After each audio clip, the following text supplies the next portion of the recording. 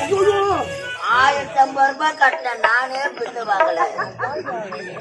இவரு 4 நகரெல்லாம் எழுதி வைக்கிறான்.